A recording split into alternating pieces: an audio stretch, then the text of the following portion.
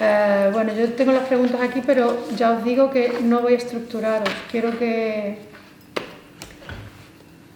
como esta ya es la definitiva, tenemos que sacar algún tipo de imagen de aquí. Quiero que os expreséis libremente, un poco ya sabéis las temáticas que a mí me inquietan. Y por lo que he venido aquí a encontraros a la Academia Inglesa. La Academia Inglesa, por favor.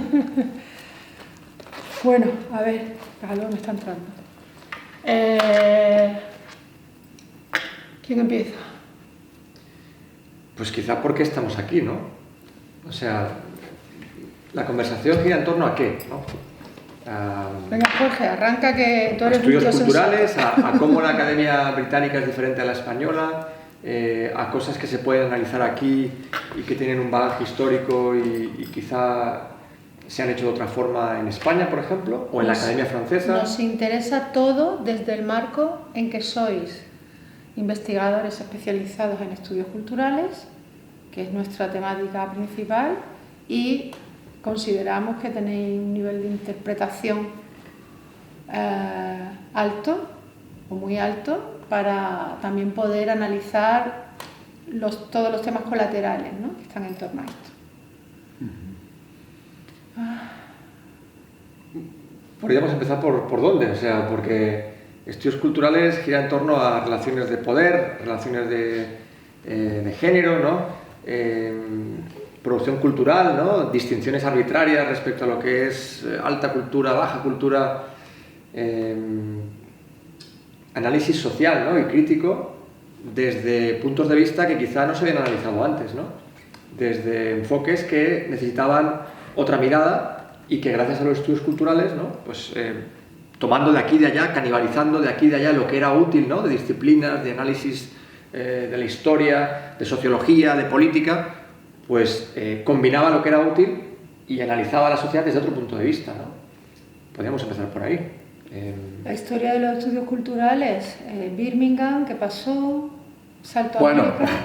bueno, o sea, lo que se entiende hoy día como estudios culturales en este país empezó realmente como a finales de los 50 y en los 60 con Raymond Williams, ¿no? Sí. Raymond Williams y Hogarth y toda esa gente, ¿no? Pero esa era una época cuando había como un miedo al pueblo de alguna manera y a la cultura de masas. O sea, esas eran personas que se preocupaban porque pensaban que los famosos milk bar, ¿no?, donde había jukebox, ¿cierto? ¿Cómo se dice jukebox en español? Yo voy a... Las gramolas. Todas esas cosas gramolas iban a dañar, digamos, la cultura, ¿qué te digo yo?, popular, espontánea, ¿no?, de la clase obrera y también de los campesinos que ya no existían en todo caso, británicos, ¿cierto? Entonces un poco la visión como muy paternalista, ¿no?, que hay que proteger al pueblo de sí mismo, porque no puede consumir esas cosas porque se va a volver como los gringos, ¿no? De alguna Pues manera. precisamente el libro de Hogarth, el de Exacto, The Uses of Literacy, bueno. yo usaba mucho, sobre todo una cita, porque me venía muy bien para el enfoque que yo hago, ¿no?, que es más sobre todo cultura popular y la narrativa gráfica.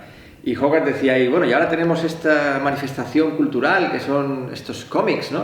Y decía, esto es bad mass art, ¿no? Geared towards a low mental readership, ¿no?, algo así. Exacto. Y decías, bueno, está bien, porque hace una crítica muy convencional, muy tradicional, ¿no?, sobre lo que es este producto cultural. Pero al mismo tiempo estaba muy bien que incluyera ese tipo de manifestación cultural, porque al incluirla es que estaba presente en la sociedad. Claro. Es que estaba ahí y alguien la estaba leyendo. ¿Y por qué la estaban leyendo? ¿Y qué había en esa manifestación cultural? Y eso era útil. Eso eran los 50, pero ya iniciaba como otra visión diferente, ¿no? No, claro. Acercarse incluso a lo más desprestigiado, ¿no? Sí, pues ahí está la cosa, ¿no? O sea, gente como Williams tenía esa vaina básica, ¿no? Que, bueno, yo estoy en Cambridge y aquí todo el mundo tiene su visión de qué es una cultura que vale la pena tenerla. Y a él le parecía horroroso eso, ¿cierto? Porque él sabía que venía de un entorno donde efectivamente había una cultura popular que a él le parecía superior a estos ricachones de Cambridge que habían ido a colegios privados y todo ese tipo de cosas que él veía como dañados emocionalmente, ¿verdad? Entonces, la cuestión para él era eso, o sea, ¿cómo así que esta gente se atreve a hacer los que dicen qué es lo que vale la pena, qué es lo que no vale la pena, y esas, digamos... La idea del canon, ¿no? El canon y todas esas cosas, y obviamente él siguió siendo un gran estudioso de la literatura, o sea, él no quería acabar con el canon, pero quería decir, mira, la cultura es más amplia que esto. ¿No? Y sobre todo el canon cambia, ¿no? Claro. O sea, lo que es canon en una época se convierte en la cultura más popular y accesible en otra época. Sí. Y lo que lo que realmente durante mucho tiempo fue algo popular, pues acaba convirtiéndose en algo muy elitista, ¿no? Exacto. Es decir, que ese canon es muy fluido. Entonces, Exacto. no tiene sentido, ¿no? Me pregunto si tiene algo que ver con el advenimiento del giro cultural que se produce justo en los años 60 también. Pues, o sea, el que realmente viene a cambiar todo es Stuart Hall, ¿no? O sea, Hall llega y viene con todas sus cosas, o sea, de una manera, digamos, un poco, que digo yo no le creo cuando él dice que él no sabía que era negro hasta que llegó a Inglaterra, ¿no? O sea, yo entiendo por qué lo dice, pero él viene de una sociedad donde hay una obsesión, digamos, con matices de color, que él mismo decía. En su propia familia, él era el más moreno de la familia, y le decían, ¿de dónde viene este niño coolie? ¿No? Que es la palabra jamaiquina para decir alguien de piel morena.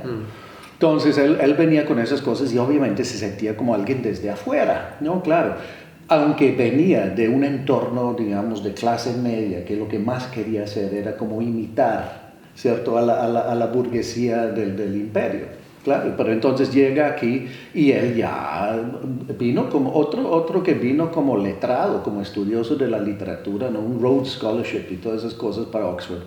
Pero luego pues ya empieza a trabajar netamente otras cosas, ¿no? O sea, lo hace de una manera ya muy descomplicada, listo, miremos a ver qué está pasando en la sociedad, no tenemos que estar pegados siempre a la página escrita, ¿verdad? Entonces ya viene como con otra visión. Y el tema, bueno, Hall como que él va incluyendo muchas influencias, ¿verdad? O sea, uno mira cómo las cosas van surgiendo, ¿cierto? Porque había, digamos, una tradición marxista en este país, E.P. Thompson, ¿no? Todo lo que tiene que ver con la historia desde abajo y todo eso. Pero eso no era Hall. Hall era mucho más por el lado de Gramsci, ¿no? Que venía siendo después la importancia de la cultura, la noción de hegemonía. Para Hall es fundamental. Con ese John Beasley Murray, estudios culturales básicamente es la aplicación de las teorías gramscianas de la hegemonía a la cultura, ¿no? Si quieres como ser muy burdo, ¿cierto?, al resumir las cosas, ahí va la cuestión. Pero Hall también va, o sea, adquiriendo todas estas otras cosas. Foucault, Lacan, todas estas cosas empiezan a entrar ahí, ¿verdad? Todo lo que es el postestructuralismo y esas cuestiones aparecen ahí. Y ya a principios de los 80 él está escribiendo en esa tónica. Y luego lo que viene con Hall es esa gran, bueno, una gran conversación, digamos, con Laclau y Mouffe y con Zizek y todas estas cosas, ¿verdad? Eso viene después. Pero lo que marca a los estudios culturales en este país y lo que levantó ronchas, digamos, entre los sociólogos era este enfoque constante en lo político de la cultura, ¿cierto? Y es una política de izquierda. Claro que yo en los años 70 recordaba que Hall lo denunciaba, no es un revolucionario, ¿cierto? Hall es demasiado reformista y todo eso. Hoy día sería un radical tenaz, ¿verdad? Pero venían con esa vaina constante, que la política. Y la crítica de Hall cuando los estudios culturales pasan a Estados Unidos es que empieza a despolitizarse o se enreda con lo que él entiende como políticas de la identidad. Es decir, todo empieza a ser, bueno, aquí hay un poco de género, aquí hay un poco de temas de etnicidad, etcétera, etcétera, pero no podemos hablar de clase y poder. Mientras que para Hall tú no puedes hablar ni de género, ni de raza, ni de nada, sin pensar en temas de poder y clase, ¿cierto? ¿Quién manda? ¿Cuál es el grupo hegemónico? ¿Por qué tenemos estas ideas? ¿A quién interesa? Etcétera. Eso te lleva a Foucault, ¿no? Claro. Que todo en la vida son relaciones de poder, ¿no? Desde las relaciones sexuales a cualquier relación social, ¿no? Son relaciones de poder, ¿no? Claro. Hay quien tiene poder, hay quien no, en fin, todo eso varía, ¿no? Fluctúa, ¿no? Pero a mí lo que me interesa es que lo que estás explicando sobre Stuart Hall y cómo surge, de alguna forma tampoco surge en ningún vacío. O sea, en otras latitudes surgen inquietudes muy similares. Por ejemplo, en América Latina surge con García Canclini, que está realmente analizando desde otro punto de vista, a través de la hibridez, ¿no?, lo que está viendo en la sociedad. Y también surge con otros enfoques, por ejemplo, desde los medios, pues surge también Martín Barbero, ¿no?, que ya radicado en Colombia, pues está enfocándose en, bueno, una aproximación histórica, ¿no?, a manifestaciones culturales desprestigiadas, pero que nos ayudan mucho a entender la sociedad y nos ayudan a entender esas relaciones de poder, ¿no?, que tú estabas diciendo, la política, ¿no?, en la sociedad. Entonces está surgiendo en varios lugares al mismo tiempo por algo, ¿no? Hay algo que facilita el contexto, el giro cultural, que haya esa preocupación, ¿no? Me interesa la extensión, perdona Nick, si querías decir algo. Sigue. Me interesa este tema de la extensión de los estudios culturales. Quiero seguir un poco porque la historia, o la historiografía, ¿no?, o la historia más bien, ¿qué sucede con esta corriente? ¿Cómo se extiende a Estados Unidos, a Sudamérica, donde Nick contribuyó a montar un grado, ¿no?, una maestría en Colombia, ¿no?, en la Universidad de los Andes, que ha continuado allí, mientras que en Europa creo que Francia sí asimiló bastante a la manera francesa, ¿no? El tema de estudios culturales. En España, en la península, desde luego, no ha tenido gran calado hasta la fecha, que por eso quería yo averiguar todo esto, y cómo desaparece el centro inicial en Birmingham de estudios culturales en 2001 o 2002, me parece. Sí. ¿Y cómo vosotros interpretáis eso? ¿Qué ocurre? Que es que hoy la sociedad no necesita análisis a través de la cultura. Yo creo que es cuando más lo necesita, ¿no? No, lo que pasa, creo yo, ¿no?, es que o sea, uno lo mira constantemente, hablan mucho de lo interdisciplinario, ¿verdad? Cuando yo estaba trabajando en Colombia, yo estaba en el CESO, que era el comité de investigación ahí, y mirábamos, teníamos que laurear pues a las tesis, ¿no?, a las mejores tesis y todas esas cosas. Y venían constantemente tesis de historia. Todas, no la historiografía, digamos, tradicional, ¿no?, digamos, la genealogía de las ideas, o digamos, o las figuras, o incluso la historia desde abajo, prácticamente todas desde una perspectiva Foucaultiana, ¿cierto? Entonces Foucault ya estaba metido en todas esas diferentes, digamos, disciplinas. Entonces lo que pasó fue que lo que de alguna manera quería hacer estudios culturales como que se extendió, ¿cierto? ¿En qué sentido ahorita podemos decir que lo que hacen en sociología es diferente de estudios culturales, ¿no? Porque pues Hall acabó como catedrático, no sé cómo se dice, porque catedrático en España creo que es profesor, ¿no? Sí. Aunque en Colombia sería el nivel más bajo, el que trabaja por horas es catedrático en Colombia. Sí. Pero acabó como catedrático en The Open University, pero de sociología. Entonces, ¿verdad? Entonces, eso fue de alguna manera, creo yo, lo que pasó. Y obviamente, pues, en antropología pasó algo similar, aunque por supuesto que hay cosas que hace la antropología que no hace la sociología. Pero hay esa tendencia como ya de nutrirse de todo lado, hasta la geografía en todo lado, ¿no? Empieza ya a moverse las cosas. O sea, es representativo que esté impregnado en todos los diversos departamentos y las diversas disciplinas, ¿no? Sociología, geografía, lenguas modernas también, historia, ese tipo de analizar la cultura, ¿no?, que postulaba Hall, está presente en todos esos departamentos, colonizó todo, con lo cual realmente tener un departamento sobre estudios culturales per se no tenía sentido, o sea, carece de sentido ya cuando está presente en todas partes, ¿no? O sea, es un representativo del éxito y de cómo ha permeado y se ha instalado en todos los departamentos con mayor o menor medida, ¿no? Con la interdisciplinaridad es muy relativo, ¿no? Hay mucha gente que dice hace trabajo interdisciplinar, pero realmente no lo hace, ¿no? Pero es representativo del hecho de que ya es redundante tener un departamento o, no sé, un grado en estudios culturales, ¿no? En la Universidad de Málaga es prácticamente mínimo, inexistente, la aplicación de estas metodologías, por ejemplo, en filosofía y letras, en historia, en literatura, en ciencias de la comunicación, a lo mejor un poco más, que es de donde han salido algunas de las tesis de los investigadores más jóvenes, de los doctores más jóvenes que tengo en el equipo, pero en España, por ejemplo, no se aplica. Además, no hay hueco para eso. En la Universidad de Málaga, desde luego, supongo que en otras universidades sí, hay algunos másteres, hay como 8 másteres de estudios culturales o gestión cultural, está un poco como mezclado, ¿no?, en España, pero por ejemplo en la Universidad de Málaga no se aplica. Seguimos teniendo unas líneas historiográficas muy clásicas, casi diría yo decimonónicas. Pues eso tiene reflejo también en el tipo de los estudios y de los grados, ¿no? Porque un grado en España, el egresado o el graduado de una licenciatura o grado ahora, pues tiene unas salidas laborales bastante más específicas y concretas que un graduado de una universidad británica, por ejemplo. Nuestros graduados de lenguas modernas, muchos de ellos no acaban siendo profesores ni profesoras, acaban trabajando en empresas y utilizan sus lenguas de una manera mucho más versátil, ¿no? O sea, es lo que llamamos esto de las transferable skills, ¿no? Las habilidades que son transferibles, ¿no?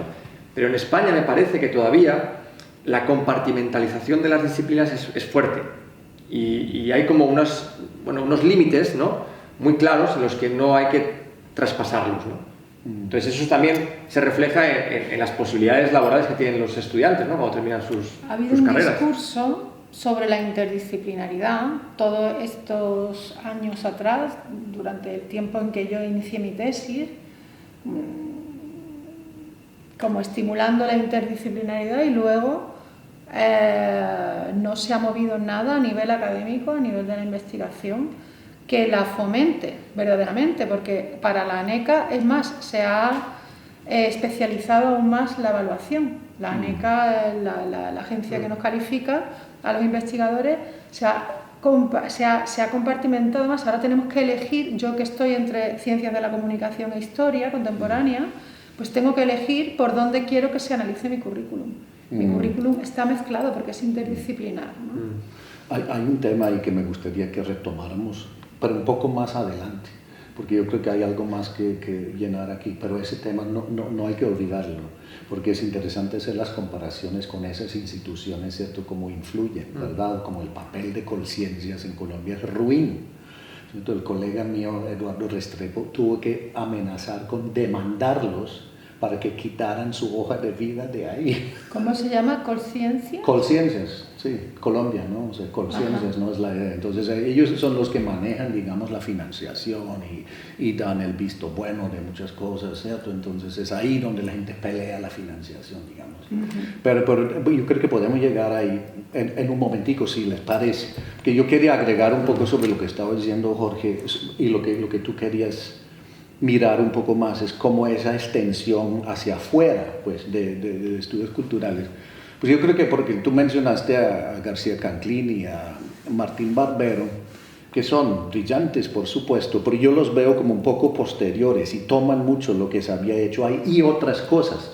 Pero hay otras, digamos, había otras corrientes de crítica cultural en América Latina que la gente empezó a olvidar, que ahora después volvieron a surgir, ¿no? Como dice Nelly Richard, la diferencia entre estudios culturales y crítica cultural, o sea, no es la misma cosa. Sí. Entonces, y hay, digamos, unas tendencias autóctonas, digamos, allá, ¿cierto?, que son importantes y claro, se tienden como a aplanar en estas discusiones. Lo de García Canclín a mí me parece el mejor comentarista del trabajo de los demás. Yo prefiero leer a García Canclini sobre Bourdieu que a Bourdieu. Y de hecho que a García Canclini sobre lo que él hace, porque es brillante. O sea, ese tiene que haber sido un profesor fabuloso. No sé si todavía está dando clase, no creo. Pero tiene que haber sido un profe fantástico, porque él explica esas cosas muy bien y hace las conexiones entre las cosas. Y Martín Barbero es fabuloso también, es otro gigante ahí, ¿no? Porque va tomando todas estas cosas, pero los va metiendo en otro contexto.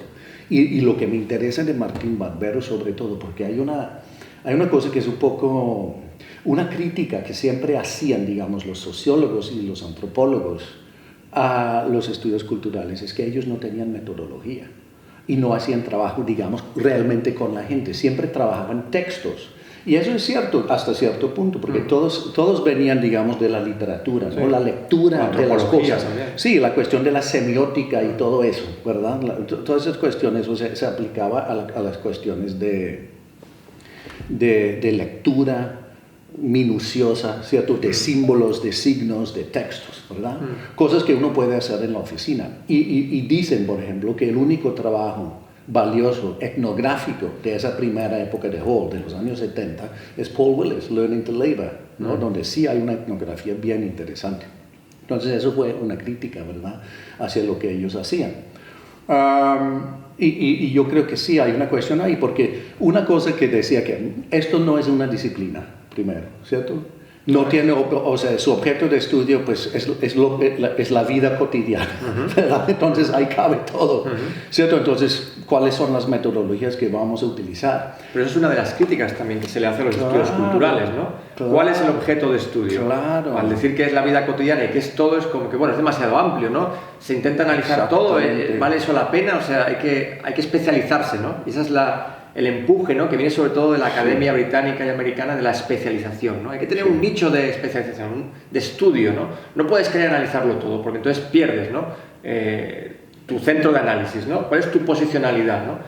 Pero bueno, es que es eso, ¿no? Es intentar analizar la vida cotidiana, sobre todo, ¿no? Sí, es eso, efectivamente. Y luego, pues yo diría que en cuanto a América Latina, pues sí, o sea, ya que existen todas estas otras corrientes, pues hay esa tendencia, digamos, descolonial, de decir, bueno, ya en los estudios... Cuando nosotros empezamos en los Andes con estudios culturales ahí, nos criticaban, los que ahorita son defensores de Hall, no, pero ustedes hacen estudios culturales británicos, Stuart Hall y todo eso. Ellos en ese momento estaban plenamente en lo decolonial, en Miñolo y todo, sí, son muy, muy pegados, digamos, a la academia gringa, ¿cierto? Y en cuanto a esa academia gringa, pues podemos pensar, pues, gente como Grossberg, ¿no? Larry Grossberg, que fue a Chapel Hill, creo, que fue alumno de Hall, o Paul Gilroy, que también fue alumno de Hall, fueron a Estados Unidos y hicieron sus cosas. Pero alguien como Paul Gilroy, él se regresó después de muchos años ya diciendo, mira, todo lo que nosotros peleamos por poner en entredicho la mera noción de una cosa que se llama raza, y ahorita ellos lo han esencializado tanto que todo tiene que verse en función de eso, ¿cierto? O sea, uno mira que digamos que esa manera de entender las cosas como se iba disipando y lo empezaban a coger por otro lado. Ahorita no voy a decir que si lo hacen bien o mal, pero entonces pasó así, ¿no? Pero sabemos todos, ¿no?, que la realidad de los Estados Unidos, la realidad sociológica es diferente a la que hay en el Reino Unido, ¿no? Entonces, el hecho de que tomaran raza como algo focal y lo convirtieran en el centro de todo y todo tuviera que ver alrededor de raza y con cuestiones de identidad, también reflejaba un poco pues, las tensiones y los imperativos de la sociedad americana, ¿no?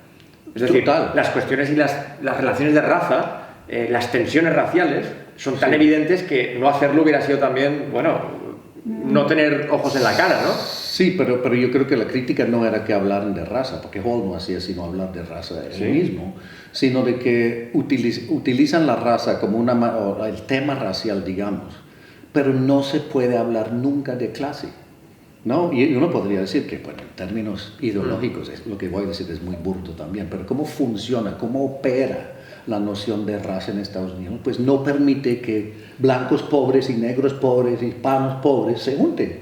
Fácil, ¿cierto? O sea, se busca y se crea el enemigo que hace falta para los intereses, digamos, de los poderosos de la sociedad. Una visión muy burda, pero algo de eso hay. Algo de eso ¿no? hay. Y eso es lo que se perdió según Hall, ¿no? Esa es la crítica de él.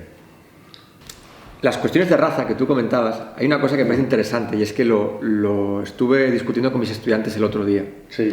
Analizamos una película cubana, de cierta manera, ¿no? Del año 74, de Sara Gómez, una directora afro-cubana, pero que murió y no pudo acabar de editar la película, ¿no? Esa película fue... La crítica norteamericana se volvió loca con esa película, ¿no? La tomó como, bueno, esta es una película innovadora, vanguardista, esta directora latinoamericana está haciendo una crítica de las relaciones de raza increíble, lo nunca visto, ¿no? Y realmente, si uno ve la película, la cuestión racial está presente en toda la película, pero la película de lo que trata realmente son relaciones de género. Sí, o sea, no es una cuestión racial, pero claro, desde el punto de vista norteamericano, al ver que había, por ejemplo, de una manera muy cotidiana, la representación de los ñáñigos, ¿no? De la santería, de que la mayoría de protagonistas o de personas que aparecen son afrocubanos, o sea, ya vieron como una cuestión racial. Eso es una crítica, ¿no?, a las relaciones de raza, de poder. Bueno, sí, habría algo de eso. Habría algo de eso, pero realmente la historia no trata sobre eso, ¿no? Entonces, la mirada desde donde uno mira también influye, ¿no?, lo que quiere ver, ¿no? Y se estaba haciendo eso en los 70, ¿no? Y eso eran cosas muy innovadoras que se hacían en lugares que la Academia Británica y la Academia Americana pues no le prestaban demasiada atención, ¿no? Bueno, yo creo que sí, pero sí están, es decir, o sea, no necesitaban que llegaran los otros para decirles qué hacer, por supuesto, ¿cierto? claro, ya lo estaban haciendo porque es imposible no hacerlo. Eso. Pero es precisamente eso, ¿no? Es el término hoy día de moda, la cuestión de la interseccionalidad. Ahí está, ¿cierto? O sea, no podemos hablar de raza, clase, género, ¿cierto? Como un todo, ¿cierto? Pero es una cosa que yo siempre intento hacer con los estudiantes, es hacerles ver que cuando separamos estas cosas, son como metáforas que nos permiten ver ciertas cosas, pero no lo confundan con el todo, ¿cierto? Es una manera, es una visión, ¿cierto? Es una perspectiva nomás, pero que la vida cotidiana es messy, es caótico, es una mezcla y hay de todo, ¿cierto? Entonces es eso, o sea, necesitamos algunos hilos que nos ayudan a meternos ahí y buscar la salida también del laberinto. Pero lo que tú dices es muy cierto, o sea, claro, en las prácticas, ahí estaban todas esas cuestiones. En las prácticas, en la misma cultura, ¿no? Sí. Ahí se estaba trabajando todo eso, Sí, ¿no? claro. Y lo otro es un poco lo que me gusta, o sea, hay ese tema, digamos, gramsciano, ¿cierto? Del intelectual popular, pero no en el sentido de que, bueno, tiene que haber un intelectual o una intelectual que salga a decir, mira, lo popular es esto, sino que todo el mundo es intelectual a su manera, todo el mundo tiene su teoría social, todo el mundo tiene su idea de cómo es la sociedad y cómo cabe ahí, ¿verdad? Todo el mundo es inteligente, o sea, es así. Unos tienen pues la suerte de estar en algunos ámbitos de poder y poder tener esa plataforma para tener esas conversaciones e incluso hablar con estudiantes y de alguna forma llegar a educar, ¿no? Sí. Pero muchas personas desde otros ámbitos, por supuesto, están haciendo eso mismo, ¿no? Claro. En su vida diaria, ¿no? Exacto. Eso creo que es uno de los valores más importantes también, ¿no? De cambiar la mirada, ¿no? Claro. De los estudios culturales, ¿no? Eso tiene algo que ver con un tema que le interesa a Débora, que es la cuestión de cuál es el papel de los intelectuales y de los expertos, ¿verdad? Yeah. Porque, bueno, listo, si todo el mundo es intelectual, entonces nosotros qué carajo hacemos, ¿cierto? Pero tiene mucho que ver, me gusta lo que has dicho, tiene mucho que ver con lo que hace Débora, porque en su libro, que me está gustando mucho, por cierto, ella analiza lo que es el feminismo natural. Ajá. Y ella dice, bueno, sí, tenemos con el feminismo teorías feministas, ¿no? Y Simone de Beauvoir, y Hélène de Cixous, y etcétera. Pero llevémoslo a la vida cotidiana, ¿no? Que hablábamos, ¿no? Llevémoslo a eso que hacían las mujeres, ¿no? En su vida diaria, para ver cómo lidiaban con estas relaciones abusivas, ¿no? O con estas relaciones de desequilibrios de poder y cómo podían utilizar los recursos a su alcance, ¿no? Sí, sí. Y me parece muy interesante porque es así, no son intelectuales per se, ¿no? Tradicionales, no. Estas divas, ¿no? Por ejemplo, habla de María Jiménez o de otras, ¿no? Sí. Pero con lo que están haciendo tal vez mucho más por cambiar esas relaciones de poder, ¿no? O esos roles tradicionales que muchísimos más intelectuales. Se convierten en ejemplos para una gran masa social. Pero ese es mi punto. Mi punto precisamente es ese, es decir, ¿cuál es el papel del que tiene la función, digamos, la función pública y social de ser intelectual? ¿Cierto? Es una cosa que hay que pensar, ¿no? Porque, claro, que yo creo que Débora sacó a flote esa cuestión porque hay una tendencia por parte, digamos, de ciertos políticos, de ciertos sectores, yo diría que casi siempre de derecha, de desprestigiar el conocimiento académico. Es decir, o sea, yo no quiero decir que no, que uno tiene que decir, bueno, listo, sí, los académicos son los que tienen que decirnos cómo son las cosas. Claro que no, obvio que no, es un absurdo. Pero algo hacemos, ¿no? Y yo creo que algo tenemos que decir sobre lo que estudiamos, que vale la pena. Sobre todo desde las humanidades, ¿no? O sea, en un momento en el que están siendo atacadas, ¿no? Desde todos los lados, ¿no? Con un imperio de las ciencias, ¿no? Las humanidades, ¿qué función tienen, no? ¿Cuál es su función? Bueno, pues bien, todos los avances tecnológicos, todos los avances científicos, médicos, carecerían de sentido si las humanidades no les dieran una narrativa, un sentido, ¿no? ¿Para qué tenemos este acceso a energía atómica, etcétera, si podemos convertirlo en un arma de destrucción masiva, ¿no? A través de las humanidades podemos problematizar eso, ¿no? Podemos darle sentido, podemos buscarle respuestas a las preguntas. Aquí hay, perdona Jorge, porque esto es una de las claves principales que necesito contrastar con gente tan preparada como vosotros y con una visión tan amplia a nivel historiográfico y a nivel bibliográfico y a nivel de todo lo que se estudia, ¿no? Y es lo que yo decía, lo que yo comentaba como la mordaza a los investigadores de ciencias humanas y sociales a la hora de publicar, a la hora de elaborar nuestros textos. Tenemos ya una autocensura previa porque no podemos decir lo que queremos.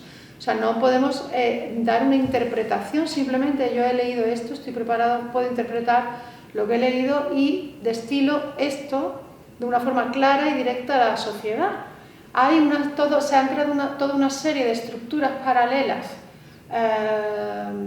que se llaman de transferencia, que no sirven absolutamente tampoco, a mi modo de ver, casi para nada, porque tampoco calan en la sociedad, tampoco ofrecen.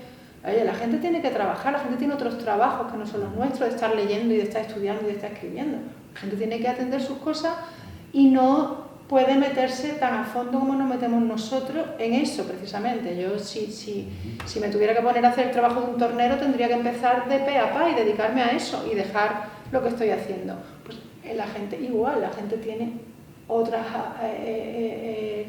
actividades, pero vamos a ver, si tú me has pedido un artículo a mí, soy investigadora, te doy esto, es mi criterio, que es lo que tiene que leer el público. Yo creo que ahí hay dos cosas ahí, Débora. O sea, por un lado, no es que no sea posible que un investigador ya esté en la academia o no pueda publicar lo que está investigando. Lo puede publicar en muchos lugares, quizá ahora mucho más que antes. O sea, por ejemplo, lo puede publicar, abrirse su blog y publicar lo que está haciendo y llega a quien llegue, ¿no? Entonces hay posibilidades de publicar lo que estás haciendo y no hay ningún problema en publicarlo, no te van a censurar eso, ¿no? En un blog, no va a ocurrir. No, pero de forma individual. Efectivamente, de forma individual. Instituciones. Ahora, si lo quieres publicar en unas revistas, ahí existe una manipulación del saber, ¿no? Las revistas están en manos de unas pocas compañías, ¿no? Taylor & Francis domina no sé cuántas revistas, ¿no? Y esas compañías tienen el dominio del saber. Y con ese dominio del saber viene un cierto prestigio, un canon, etcétera, ¿no? Y esas revistas te imponen unos criterios muy estrictos de formato, de número de palabras, de estructura, y ahí sí, es verdad, ahí tiene uno que aplicarse, no sé si una autocensura o ser muy cuidadoso con tener esa estructura, porque si no se puede publicar en esas revistas. Jorge, que al final... Y eso estoy de acuerdo que es una incongruencia porque te limita, y es verdad, que no lo lee nadie. Pero no lo lee nadie porque además... Pero porque además hay que pagar por acceder a esos artículos, porque el monopolio es de esas revistas. Entonces, en muchos lugares del mundo no se accede a esas revistas porque hay que pagar, evidentemente. A mí me sirve publicar en ciertas revistas con un ranking determinado, con un ranking de impacto, que en España es muy severo toda esta evaluación, ¿no? Me sirve para llegar a ser titular, pero no me sirve como misión social, ni me sirve para transmitir a la sociedad lo que yo puedo ofrecer a la sociedad. Exacto, perdón que es que quería terciar algo porque estoy totalmente de acuerdo. El tema es que, o sea, aquí estamos jugando de alguna manera, ¿no? O sea, estamos haciendo un juego profesional por un lado, ¿verdad? O sea, escalonar, ¿cierto? Y es lo que uno tiene que hacer porque necesita dinero, tiene que sobrevivir, tiene que tener carrera, ¿verdad? Entonces te ponen esas cosas que uno tiene que publicar en YZ tipo de revista y todas esas cuestiones, pero también es la necesidad de publicar. O sea, está bien que la gente publique, pero digamos, la cuestión tiránica de publicar o morir es una tontería, o sea, produce cantidad de basura, lo mismo. Tú miras el primer párrafo de tantos trabajos, ya sabes que es la conclusión, ¿verdad? Son cosas innecesarias que la gente repite, hace y recicla, ¿cierto? Porque necesita hacerlo, porque digamos, como decía Trotsky, el látigo de la necesidad dice que tiene que hacerlo, ¿verdad? Entonces, por un lado hay eso. Por otro lado, hay las roscas académicas, que todos sabemos que existen, ¿cierto? Entonces, y como dicen en Colombia, lo malo de las roscas es no estar en ellas. Si no estás en ninguna rosca, ¿cómo te vas a publicar? Exactamente. ¿Cierto? Entonces, es un poco, yo creo que tú dijiste una cosa bien cierta ahorita, que es que nosotros nos hemos socializado tanto a esa manera de hacer que ni nos damos cuenta de la autocensura que existe. ¿Cierto? Es un poco eso, porque sí estoy de acuerdo contigo en que sí es que lo pensé, porque lo comentábamos la última vez, pensé, no, pero ¿cómo así? Estoy de acuerdo por un lado con Jorge en el hecho que no hay una barrera, no hay un censor, ¿cierto? Ustedes siendo españoles saben que es un censor, pero es invisible y es de otro muy tipo. Fuerte, sí.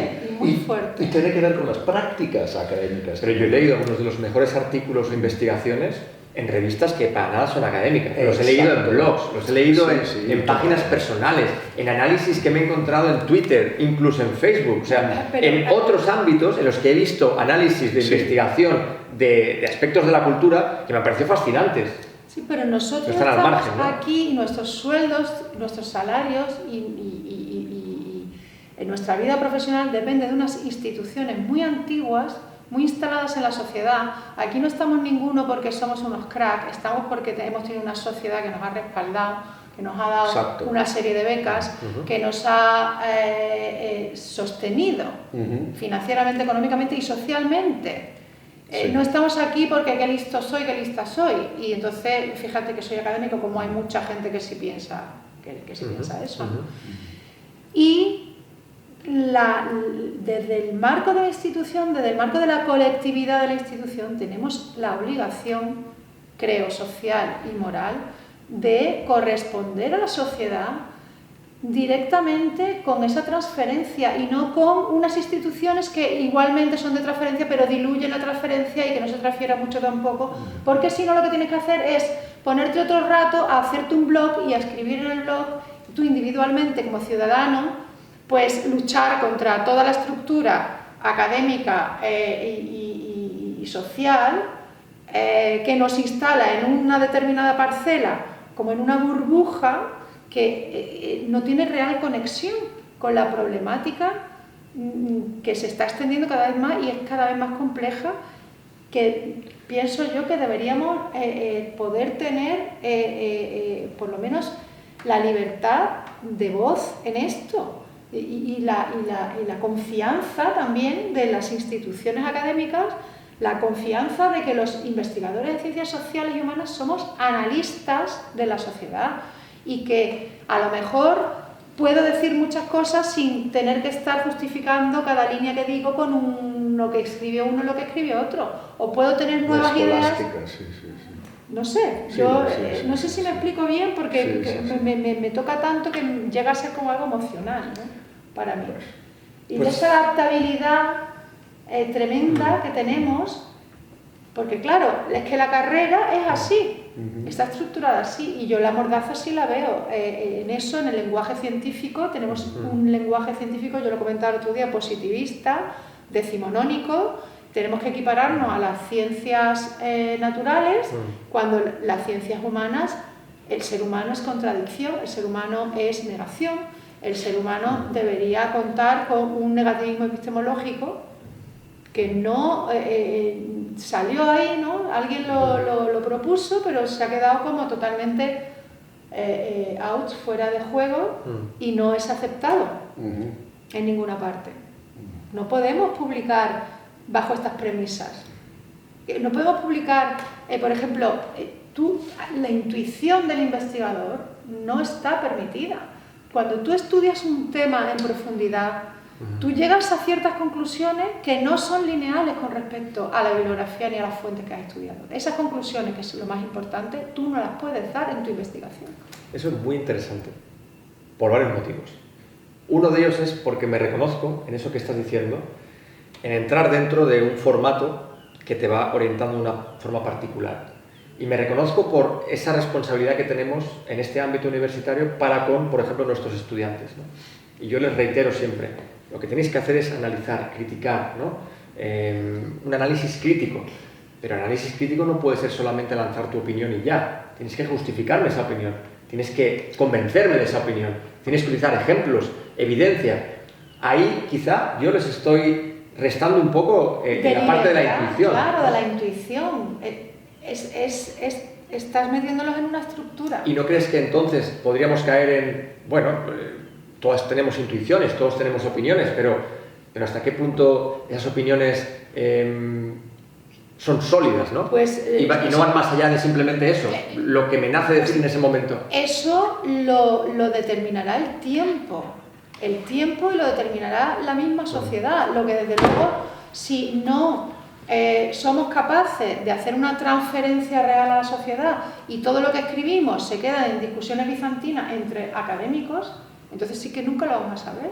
No sé. Pues ahí está el tema del discurso también, ¿no? O sea, es impresionante como la gente que habla tanto de la importancia de las comunidades de base, de los subalternos, escriben en un lenguaje impenetrable, hasta las ideas más fáciles de comunicar lo tienen que enmarcar con un lenguaje absurdamente rebuscado, ¿no? Cientifista. O sea, cientifista para mostrar cómo es. En eso sí estoy de acuerdo con Chomsky.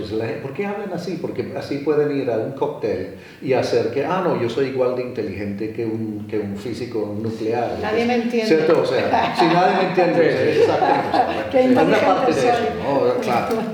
Hay una parte de eso. Pues también muy influenciado por la deconstrucción, ¿no? Y por estas teorías culturales en las que ya es revolver alrededor del uso de esta letra o esta palabra o este cambio en esa entonación. Claro. ¿Hasta qué punto eso? Está bien que la investigación fundamental exista y que haya gente que le encante ponerse a estudiar el uso del fonema tal en tal localidad y en tal. Está bien, ¿no? Yo no niego que... Sí. Que hay un espacio para todo. Exacto, pero no tenemos un espacio interpretativo los investigadores sociales y humanos. Pues yo creo que depende. Son pocos los lugares donde uno puede hacer eso. Por ejemplo, hay algunas revistas, como el caso de Public Culture. Duke tiene una que se llama Public Culture, que enfatiza la experiencia del investigador y no pide tanta referencia. Esas cosas me parecen lindas, pero no solamente lindas, uno dice, lindas, pero son espacios donde la gente puede decir cosas bien interesantes de una manera de pronto, no sé, porque igual es una cuestión de retórica, ¿cierto? Porque hay retóricas y retóricas. Lo otro que iba a mencionar también, porque yo lo encuentro como un tremendo problema, que mira, yo ya en el sexto piso, lo que aspiro a hacer antes de jubilarme es poder, aunque sea una sola vez en un libro, alcanzar a hacer lo que quiero hacer en eso. Y eso es hacer etnografía, pero bien. Porque la etnografía es precisamente eso, es una forma de escritura, es creación, ¿cierto? Porque no es la vida que, bueno, aquí me van a dar un template, ¿cierto? Un modelo, un patrón que tengo que seguir, porque tantos artículos son así. Pucha, todos son iguales, es la misma voz, ¿cierto? Y la misma paranoia, ¿cierto? Porque es la paranoia. Ay, no, porque no puedo decir esto o lo otro, porque así me tildan de X. No, me van a tildar de lo otro, ¿cierto? De marxista, de postmoderno, de este, ¿cierto? Uno siempre está como mirando de derechas, que es algo que no encaja con la izquierda, ya es de derecha. Sí, todo, de racista incluso, de machista, de lo que tú quieras, ¿no? Ahí están todas esas cosas ahí. Pero esa posibilidad yo sí lo veo en los mejores trabajos de etnografía, es donde, porque a mí no me gusta la autoetnografía tampoco. Es decir, o sea, estas vainas cuando es, pero yo soy esto y vengo de dónde, no me interesas, me interesa tu relación con la gente ahí, con quien estás. Pero igual, los mejores trabajos consiguen una forma de escribir. ¿Cierto? Que tiene esa parte de emoción, de excitement, de libertad que te agarra y te abre puertas, ¿cierto? Sí. Y eso lo veo en etnografía. Pero como cualquier literatura buena, ¿no? Pero es literatura, ¿cierto? Precisamente, tiene su parte de literatura, es un performance, ¿cierto? De alguna manera. Sí. Esto es otro problema, la división entre la literatura y la historia es tan fuerte en España, por ejemplo. ¿Y de dónde sale eso? Porque los antiguos sí escribían, era una mezcla, ¿no? Claro, era literatura, claro. Porque la narrativa, que yo he llegado a la narrativa periodística, porque me mandaste tú lo de la narrativa latinoamericana, de las crónicas latinoamericanas, yo no lo conocía y digo, ostras, si esto es lo que yo quiero hacer en historia, poder tener una narrativa, es que se nos prohíbe la narrativa en el mainstream de la publicación científica de todo esto. Como ese blog de Heródotos es fabuloso, ¿no? ¿Cuál blog? No, me estoy burlando. Si uno piensa en Heródotos, no sé cómo se dice en español. Heródoto. Sí, o sea, Heródoto. si uno piensa, eso hubiera sido un blog. Hoy día sería un blog. Eso no es una cosa, digamos, disciplinar. ¿Cierto? La narrativa es lo que da la explicación. La narrativa como es lo que da mismo la- y las vidas de los 12 Césares, ¿no? De Suetonio, ¿no? Fantástico. Eso hubiera sido un blog. Porque te muestran todos los aspectos más de gossip, como ¿no? ¿cómo se De llamaba rumores, este ¿no? que Y de fue a la cosas. guerra del Peloponeso. Oh, yeah, como Tucídides. Tucídides. También, ¿no? Otro blog. Claro. Pues al final ese sería como más corresponsal de guerra. Aunque pero bueno, no. No estarían Pero en sí, la academia, sí, estarían no. penalizados. No, y es lo otro, o sea, el caso, ese es el punto. Es tu punto, creo. Y yo creo que realmente vale la pena pensarlo, todos tenemos que pensarlo. Porque ¿qué es lo que nos permite hacer la academia actual y qué es lo que no nos permite?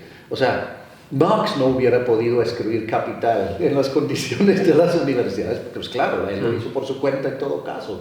Pero, es decir... Bueno, tampoco lo hubieran publicado ni fuera de la academia. Exacto. Que era un libro muy gordo. Exacto, que nadie entendía además. No pasaban del primer capítulo, que es lo más complejo que hay. Nadie pasa. Cuando, en el primer momento es que, ay, pucha, no. Pero, Hay que tener mucho estómago para sí, seguir no, todo. sí, y pensar la cosa. Y muchas veces, para mí por lo menos, a mí me hizo falta alguien que me lo explicara. ¿Verdad? Y ahí está la cuestión. Lo que decías la de... educación. Sí. Pero en fin. Pero es esta cuestión, ¿no? O sea, sí, o sea, hay una... La academia en humanidades se ha vuelto una manera de hablar de las cosas que yo encuentro muy... Un metalenguaje. Sí, y muy como ya, muy trillado, o sea... Otra vez es la misma vaina, ¿cierto? Entonces yo veo como un cierto agotamiento. Yo no quiero más giros tampoco, ¿no? Giro lingüístico, giro cultural, giro ontológico. Ay, no me joda con más, ¿cierto? Porque cada vez es como la búsqueda de la novedad para fundar nuevas revistas, para fundar más publicaciones. Tú sabes, o sea, tiene lo que está detrás, es ese motor carrerista, pues, ¿cierto? Y eso es aburridor. Y ha acabado con mucha gente, o sea, yo pienso en, bueno, ¿esto dónde va a salir? no veo, que no. Mira, a ver. Bueno, en X, Te va a ir de la Sí, lengua. yo pienso en algunos colegas que son brillantes y que no han hecho nada al pero final. se han destruido Totalmente. ellos mismos por no sentirse reconocidos. O sea, la ventaja de ser un mediocre, yo soy mediocre, eso está bien, o sea, yo no tengo ínfulas de que me reconozcan, pero hay gente Pero que todos sí que... sabemos que los egos en la academia son terribles. Son Es terribles. increíble. Eso sí que acaba con personas, Sí, acaba sí, con sí, grupos sí. de investigación. Sí. Y eso es terrible, ¿no? Porque Y no hay nada peor que eso. y departamentos. Y departamentos, por Sí, supuesto. sí. Y es Pero curioso- muchas veces, bueno, Perdón, no, un apunto solamente. Es curioso cómo la inteligencia racional que desarrollamos aquí no tiene una correspondencia con la inteligencia emocional. Que un investigador, alguien formado, debería tener inteligencia emocional para no dejarse llevar por el ego. Pero tú sabes cuál es el digamos, Sí, pero no es así. Son gente con berrinches.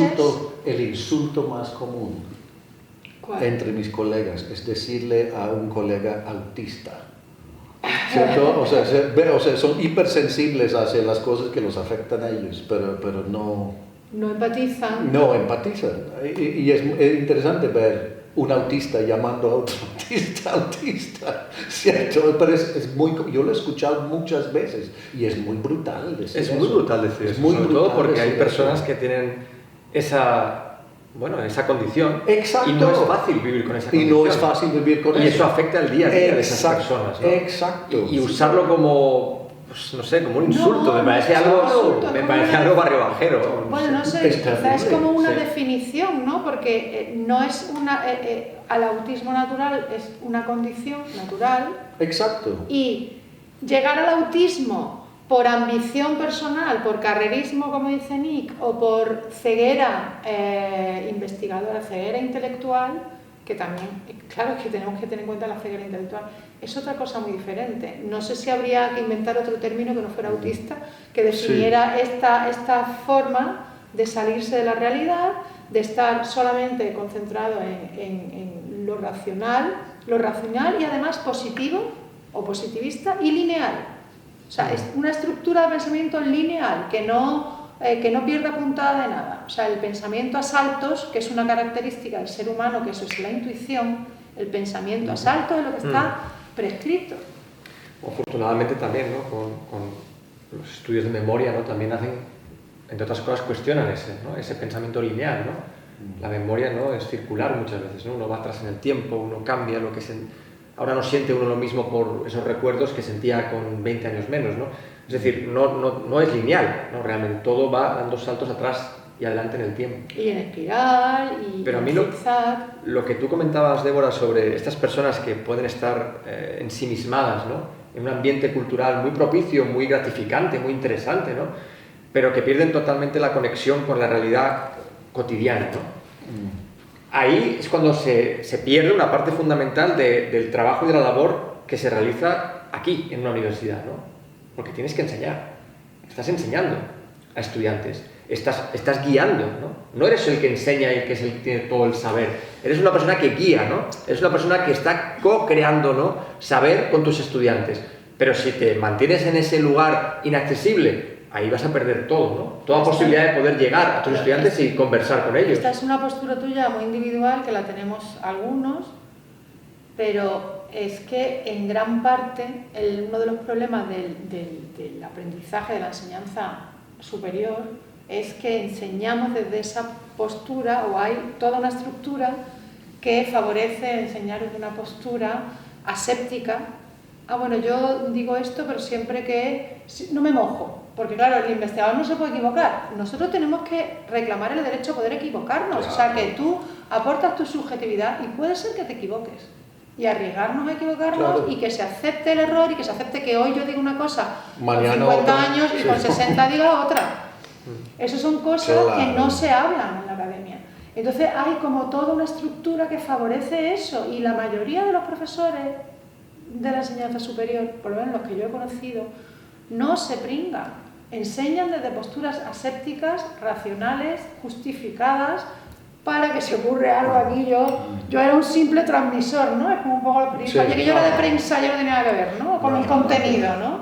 ¿Quién puede creer, ¿no? Que no se equivoca? O sea, ¿quién puede creer que no se equivoca en lo que está diciendo, ¿no? O sea, hombre, bueno, si nos equivocamos todos los días en la vida, o sea, mira, ¿cómo puedes creer que lo que estás enseñando no puede llevar a equívocos, a autocorregirte, a decir, no, esto me equivoqué soberanamente? Eso es normal. Eres muy buena persona, Jorge, pero... No es ser buena persona, es no ser incoherente. Porque es que nos equivocamos todos los días. No ser incoherente, ¿no? Lo que hace la gente es alejarse de los estudiantes, alejarse de la materia que enseña, no implicarse, hacer una escolástica alejada. Esto se ve muchísimo en Francia. Sí, es tremendo. Como mis estudiantes que iban, yo tenía una estudiante en particular en estudios culturales, pero ella era de ciencia política y fue a estudiar a Francia.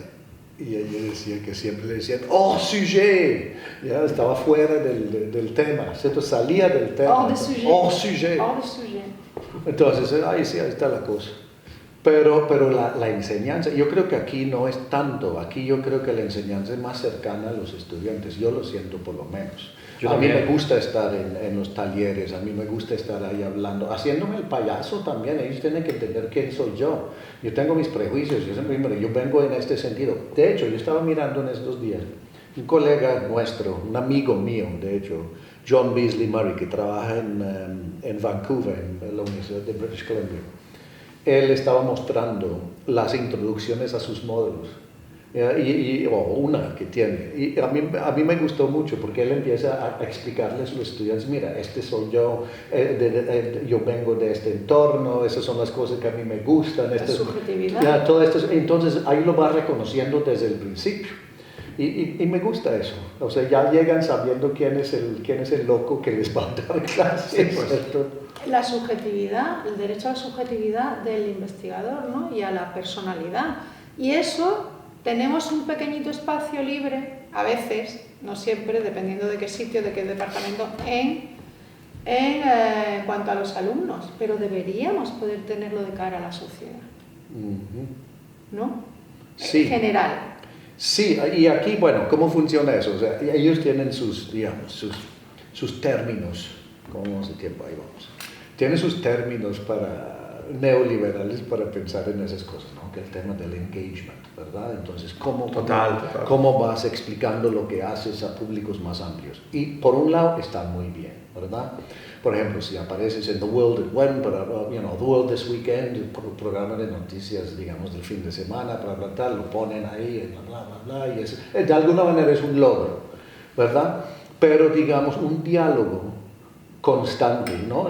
Por ejemplo, a mí me gustaba la idea de Chris Brink, ¿no? De la Universidad Cívica, me gustaba esa idea. A mí también. Estamos aquí incrustados en una sociedad, no podemos darle la espalda, hay que mirar cuál es la contribución nuestra y cómo hacemos que la gente se acerque a la universidad. Me parecía bien interesante. Desafortunadamente no hemos seguido por esa ¿Eso línea. que era una idea? No lo conozco yo eso. Pues lo que pasa es que Chris Brink, además, pues él era el hombre como rector.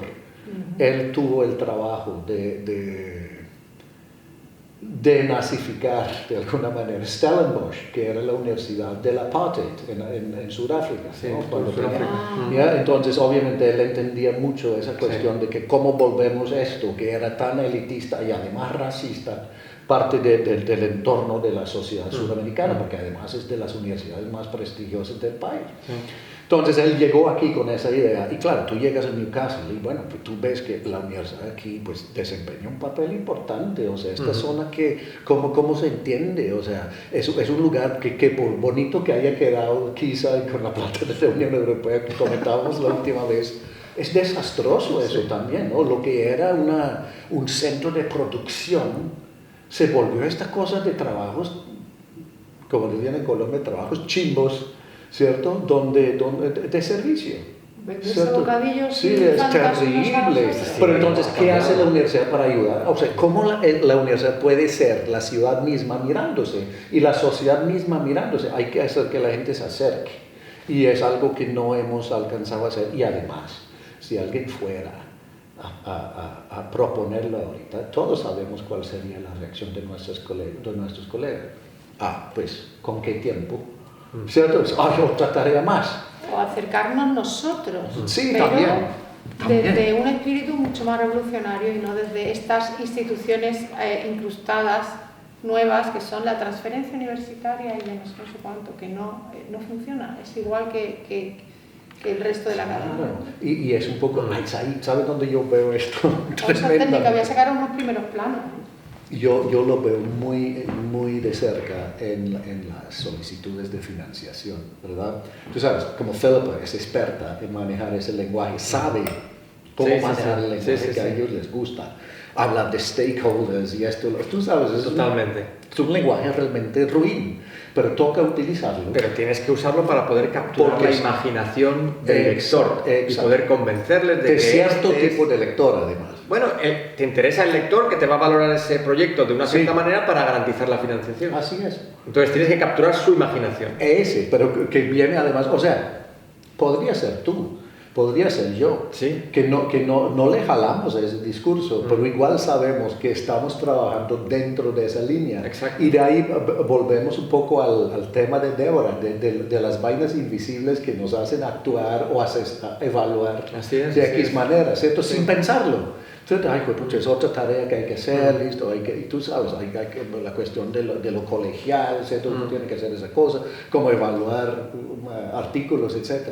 Pero siempre lo estás haciendo desde la perspectiva, tú sabes cuál es la perspectiva, ni siquiera lo intuyes, lo sabes, ni siquiera tienes que volverlo consciente, ya lo hacemos. Pues uno sabe también en el ámbito en el que trabaja, ¿no? Quiero decir, sabes que estás dentro de un formato en el que hay ciertas expectativas y tienes cierto margen de maniobra, pero no es al final un margen tan amplio, ¿no? En algunos contextos, ¿no? Es decir, tú puedes ser un muy buen carpintero y te puedes hacer una mesa en tu casa y te has hecho una mesa fantástica. Pero si quieres hacer esa misma mesa y la quieres llevar a una empresa para que la exporte y haga un scale-up y la venda al resto del mundo, pues ese te van a pedir, tienes que hacerla de esta cierta forma, no me la puedes hacer como tú quieras, aunque la que has hecho en tu casa está preciosa. No, tiene que ser de estas medidas. Y si no de estas medidas no funciona. Y el color este no puede ser. Y ya dices, bueno, entonces ¿qué hago? ¿Sigo haciendo las mesas en mi casa o llego a un punto de acuerdo? Sí, es verdad. Pero hay algunos, o sea, yo caí en cuenta, yo vi unas cosas de nuestros colegas que a mí me han gustado mucho. Por ejemplo, Jonathan Pugh, ¿no? Tiene esa cosa cuando empieza a mirar, o sea, es la academia mirándose a sí misma, no hablando de la universidad neoliberal y ya publicando sobre eso. Esos trabajos, o sea, los hay. No hay muchos, pero los hay. Hay trabajos. Pero me parecen bien interesantes. Sí, claro. Hay muchos trabajos, yo creo, sobre el enfoque neoliberal en la universidad y en la sociedad, ¿no? Sí que lo Por en la sociedad, a la lata. Pero digo, esa manera de mirarnos a nosotros mismos en temas como REF y todo eso, ¿no? Esas maneras, o sea, que realmente van en contra de lo que quisieran escuchar nuestros jefes.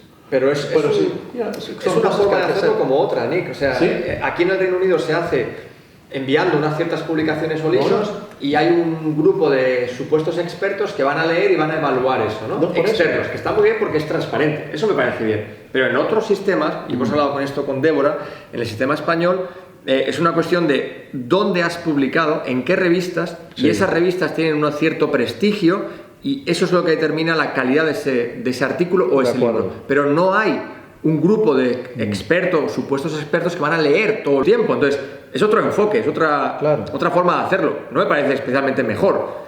Quizá tampoco peor, ¿no? Es diferente, no sé, es otra forma de hacer las cosas. Yo creo que es peor, porque no lo leen. Pero, por ejemplo, nosotros particularmente tenemos suerte en la escuela donde estamos.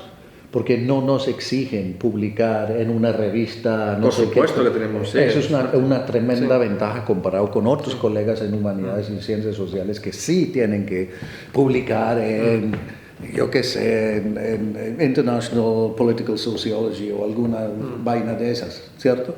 Entonces, sí. Pero al mismo tiempo, esas personas que te van a leer para evaluar lo que has publicado tienen también sus propias, ¿no? Bueno, su autocensura, es decir, también están conscientes del formato en el que debe estar escrito, etc. Y si no entra ahí dentro y si tú quieres hacer algo un poco más creativo, pues no te lo van a valorar. Y de la línea editorial, bueno, nosotros dentro del mismo proyecto que hemos hecho ahora, pues Simon y yo buscamos dónde publicar lo que hicimos porque eso lo veíamos desde antes, listo, por ahí va la cosa, desde eso puede ser, nos fue bien. Pero otros colegas en el mismo proyecto pues han tenido que presentar el mismo trabajo a 3 revistas, porque las 2 primeras no eran, aunque lo hubieran parecido, pero tocó ir a una tercera, y eso no dice nada sobre la calidad del trabajo, solamente dice algo sobre la línea editorial y todo eso. En absoluto, a mí me ha pasado. Me ha pasado enviar a una revista y bueno, pues no encaja, no gusta. Exacto. Y decir, bueno, yo estoy convencido que lo que hemos escrito con un colega, me acuerdo, tiene importancia, o sea, creo que tiene validez, tiene algo de lo que hemos hecho que creo que es valioso, ¿no? Claro. Y bueno, enviarlo a otra revista, pues también muy interesante y donde también nos hubiera gustado publicarlo en un primer momento y la respuesta sea totalmente distinta. La respuesta, bueno, pues muy elogiosa. Exacto. Y decir, bueno, ¿cómo puede ser? ¿Cómo puede ser que en una revista te respondan así y en otra de esta forma? Bueno, y depende del evaluador también. Depende del evaluador. Del evaluador, o sea, incluso en la misma revista, lo mandan a 2 evaluadores. Por eso digo que es un arma de doble filo. Cuando te leen todo, hay quien te lo puede evaluar bien, hay quien te lo puede evaluar mal. Por supuesto. El sistema de pares ciegos, muy interesante también tocarlo, porque yo creo que la gente no sabe de qué va esto. No sabe el tema de la evaluación. Yo tengo un artículo que ya es la 3ª revista que lo mando, no me lo pasan a evaluar. Y hablo sobre todo esto del lenguaje científico, de las perversiones. ¿Dónde lo mandaste? Me he mandado el anuario colombiano. El anuario colombiano, estoy muy decepcionada porque pensaba que a ellos sí les iba a interesar porque estaban con el tema de la literatura y la historia, ¿no? La división. Y me lo han devuelto. O sea, primero me dijeron que sí y luego me lo han devuelto. Lo he mandado a Historia y Comunicación Social, No, ese ha sido otro. No me acuerdo. Ahora lo he mandado a una revista, Communication y no sé qué, y tengo que pagar 280 € para que me lo publiquen en español. Por Dios. 140 para que me lo publiquen en inglés. Estos sí me lo quieren pasar a evaluación. Esa es una realidad. Ahora. Ese artículo es bueno. Eso en ciencias es algo común, pagar por publicar. Será Y la en primera humanidades vez. está convirtiéndose también en una realidad. Será la primera vez que pague, pero ese artículo lo quiero publicar. Porque hablo de todo esto, que es lo que me interesa, y si no, pues lo cojo de base para el documental. Pero ¿nos damos cuenta entonces de lo que estamos hablando?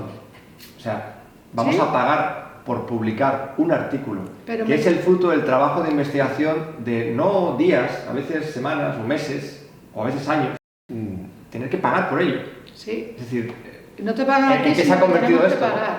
Pero esto es menos grave. Yo sé que tú estás muy cogido con el tema de afecta, o sea, que tienes toda la razón con el tema de las revistas y de todo el corporativismo que hay ahí montado, que no lo entendemos nadie, porque además cada vez nos es más difícil poder dominar. Nosotros no somos documentalistas. Yo lo he dicho en una reunión de documentalistas y de gente de estos grandes grupos, ¿no? No me acuerdo cuál era el grupo, pero bueno, estuve hace poco en una y le dije, digo, mira, nosotros no somos documentalistas, llega un momento que no podemos contrastar esta cantidad de información, ni sabemos todas las técnicas que tiene un documentalista para recuperar toda la información, pero es que es imposible hoy día que para escribir un artículo, para hacer el estado de la cuestión, tú te hayas podido leer todo lo que hay publicado. Por eso tenemos que recurrir a la intuición finalmente. Tú puedes leerte todo lo que hay publicado de un tema y explorarlo todo en el mundo mundial. por supuesto, claro. No podemos. No No, y podemos además- a veces ni acceder a la documentación. A lo mejor cuando ya has escrito el artículo, las publicas y dices, ostras, he encontrado esto que me hubiera venido a meterlo. Si encontráramos el Aleph de Borges, ahí sí que podríamos entonces tener Ah, una sí, visión eso panorámica sí. de todo y podríamos saberlo todo La sobre ese tema en biblioteca particular. esa, ¿no? La biblioteca Pero esa eso es una quimera, extraña. entonces no, Exacto. No podemos, o sea que... ese punto de partida es... Pero no, es que esa no se estructura es la que sigue. O sea, se supone, Vale. y eso es lo que te pueden reprochar rápidamente los evaluadores, es que usted no ha tenido en cuenta esto y ni lo otro. Mire usted que no... Pero ese es otro, esa es una vaina. A mí, yo odio ese comentario, ay, no cito a tal. Claro, Eso no es porque una buena evaluación. no es una buena evaluación. Muchas veces porque quieren que uno los cite a ellos. Para empezar eso, Sí, y también claro. porque no tienes nada que decir realmente sobre el artículo, no tienes nada constructivo que decir para ayudar a la persona que lo ha escrito a que lo mejore, y lo único que se te ocurre es decir, no, pero pues, tendría que haber citado a este y a este otro. Que yo Eso sí es muy me los fácil, conozco, claro. que Pero yo no, sí. léete el artículo realmente e intenta decir por qué ese artículo todavía tiene debilidades y cómo lo podría trabajar y mejorar. Eso es una buena evaluación. Sí, O sea, lo otro mira, es y a mí me banal. ha llegado a ocurrir como evaluador recibir un artículo que parte de bases que yo no comparto, ¿no? Suele pasar. Y mucha gente ahí descarta eso precisamente por esa misma vaina. Pero yo tiendo a mirarle el artículo, bueno, listo, esto es netamente Foucaultiano, que es una cosa que tú sabes, a mí hay cosas de Foucault que me gustan, pero por lo general no.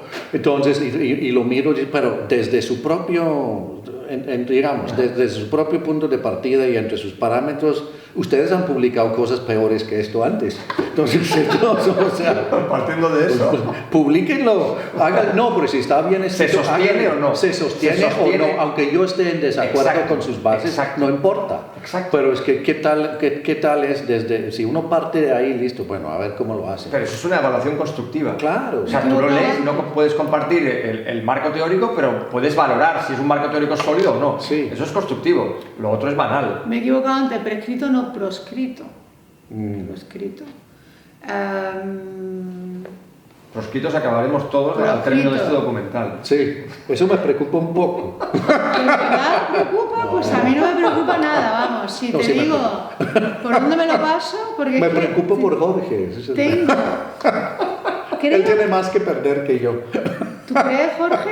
Poco que perder. A estas alturas ya. Eso es lo bueno. No, es verdad que aquí no estoy Exacto. fijo. Yo no estoy fija, pero yo quiero decir esto. Yo quiero hablar de esto. No, claro. Que es lo que hay que decir. Yo no conozco Estoy de acuerdo. ningún... Fijo. ¿Qué es eso, No Débora? ¿Qué es ser conozco. fijo? ¿Fijo en qué sentido? Bueno, fijo, si estuvieras en la Universidad Española, una vez que tienes tu plaza de titular, no hay quien te arranque y tienes Correcto. que violar a un alumno, Bueno, tío, para a que eso te voy. echen. Ok, pero hay diversos sistemas, ¿no? Está ese sistema, que eres un funcionario y tienes tu plaza y realmente no hay nadie que te arranque, ¿vale? Muy bien. Está el sistema tenure en Estados Unidos, que también te da grandes privilegios una vez consigues el tenure, ¿no? Y está el sistema británico, por el cual... ¿Cómo estamos aquí? Estamos en open-ended contracts, ¿no? Yeah. Estamos en contratos que no tienen final, pero que en cualquier momento se pueden cambiar. Es decir, Sí, si no el hay número de garantías. estudiantes, si el número de estudiantes No hay bajara, garantías. si una disciplina fuera menos interesante o reclutara, fíjate la terminología, menos estudiantes, estaríamos hablando de, bueno, pues hay que reestructurar. Y reestructurar significa hay que tirar a la calle a personas. Sí. Y eso ha ocurrido y está ocurriendo, ¿eh? Entonces, Totalmente. aquí tenemos una situación, una posición, yo creo, dentro de lo que cabe, cómoda para desempeñar tu trabajo, pero somos muy conscientes de que Sí. puede acabar esa comodidad en cualquier momento, ¿eh? Así. Y eso es como está la situación. Me interesa mucho esto, que a lo mejor lo deberíamos dejar para otro día, del sistema vuestro aquí inglés, el sistema de las corporaciones estas de universidades, los 9.000 euros o 9.000 libras que pagan los alumnos todos los años para matricularse. Claro, tenéis unos medios fantásticos, o sea, unos medios técnicos y de infraestructura Cuando fantásticos, funciona. pero... Sí, sí. Si te contara yo lo que no funciona en Francia o en España. Digo de maquinitas, ¿no? O sea, Sí. pero claro, el problema de los alumnos que se endeudan de por vida casi con el tema de sacarse un estudio Salen con universitario, hipotecas, sí. el problema de la presión sobre los profesores, que no son fijos, ¿no? Ni aunque llegue a profesor. ¿Tú has llegado a profesor, No, Nick? Todos somos No, profesores, no. pero ni un catedrático tiene una estabilidad blindada en su puesto de trabajo. No la pueden tiene. aquí. Pueden No la tiene. sacarla. Y en cualquier el manejo de las corporaciones, o sea, el tema de la liberalización de la universidad inglesa, esto me interesa muchísimo. Es muy largo, ¿no? No, tenemos pues tiempo. yo soy producto del sistema británico, pero otro tipo de sistema británico. O sea, yo soy producto del sistema del estado de bienestar. Yo pasé por toda la universidad con matrículas muy bajas, con becas completas durante todo el tiempo. Yo pude hacer un curso que duraba 6 años, con 2 años al exterior, para hacer singlones en francés y singlones en español. Pero te dieron la beca a ti, ¿no? ¿No tuviste tú que pagar? No, yo no tuve que pagar nada, en absoluto. Antes a mí me pagaban Por estudiar. para ir a España, a ir a una academia de idiomas en el verano, el primer año, para aprender más. Pagado por el Estado. O sea, las cosas son completamente distintas. Y obviamente en esa época, pues en los 80, uno veía pues los graffiti por todo lado, todo era una efervescencia política pro-Palestina, derechos de la mujer, esto y lo otro, eso era una efervescencia política en todo lado. Y entonces yo, después de muchos años dando clase a hijos de papi y mami, yo pensé, bueno, voy a volver a la Universidad Pública Británica.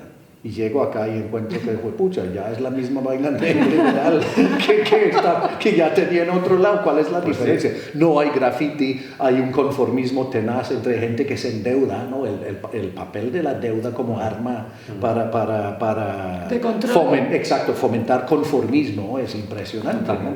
Entonces, claro, o sea, se ha convertido en otra cosa. Ya es plata, todo es plata. Estos chicos salen con 40.000 euros de deuda al Estado, ¿no? Mi hija menor está en esas. Es eso, con 40.000, con esa es la media más o menos, que luego van a devolver cuando consiguen un trabajo que ganan más de, son ¿qué? 24.000 libras. Es poco, enseguida que empiezan realmente a cobrar. Empiezan a cobrar un sueldo y ahí tienen que devolver un tanto por cien con intereses para poder devolver la deuda universitaria. Es una deuda para toda la vida. Es un impuesto por ir a la universidad. Una deuda para toda la vida. No tienen acceso a la vivienda. Porque estos chicos no tienen acceso a la vivienda. La vivienda aquí está prohibitiva totalmente. En este país es absolutamente prohibitivo. ¿Sí? Proscrita. Mire, o sea, aquí hay un hito que es la década de los 70, que los medios lo utilizan constantemente. Ay, no queremos volver a la década de los 70, la década de los 70, no, la hecatombe, pues, ¿cierto? Pero la época de los 70 era mucho mejor que ahora. Pero era la crisis del petróleo. Claro, pero en esa época una casa te valía 4 veces tu salario. 4 veces tu salario. Ahora está, ¿qué? A 17, 20 veces tu salario, lo que sea. O sea, inalcanzable, ¿ya? Tú tenías todos esos derechos, educación gratis, educación superior gratis, un sistema de salud que medio funcionaba, ¿cierto? Para mí era un paraíso. La gente era más pobre, no consumía tantas cosas, pero era más feliz, porque la sociedad era mucho menos desigual. Era menos pobre, había acceso a la vivienda. Sin duda, era menos del desigual. Estado aquí Claro. también. Ahora es mucho más desigual. No, la gente era más pobre, o sea, digamos, Sí, en términos sí, sí. era más pobre, pero menos desigual, ¿cierto? Pero las necesidades básicas de la vida Cubiertas, totalmente. están cubiertas porque es que todo se ha monetizado, o sea, Todo. las necesidades básicas están monetizadas a un nivel que no podemos alcanzar.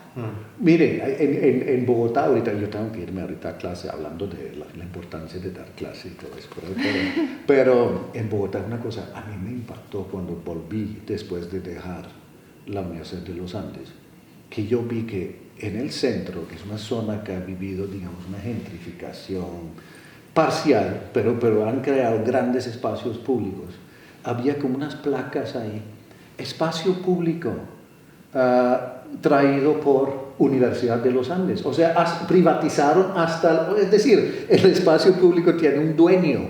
¿Sí me entiendes? Espacio público. Sí, o sea, gracias a la Universidad de los Andes hay este espacio público. Wow, O sea, sí, imagínate, tremendo, o sea, ¿cómo podemos pensar esto? Es tremendo. ¿Cierto? Hay que pensarlo un poco más, porque ya, o sea, ¿qué van a privatizar? ¿El aire? Claro, será lo próximo. Oxígeno por Coca-Cola. Será lo próximo. Ya, será por lo- supuesto que ya hay debate sobre el agua, y el agua ya está entrando en privatización. Y con lo del La COVID, reserva ¿no? Las acuíferas ya están siendo mascarillas, ¿no? privatizadas. Las mascarillas no tienen algo que ver con eso, la gente no... No, era como... ¿No? Tienes derecho a la mitad del aire nada más. Sí, pues. A mí es que me gusta la ciencia ficción, pero me parece que hay cosas que deberíamos reflexionarlas.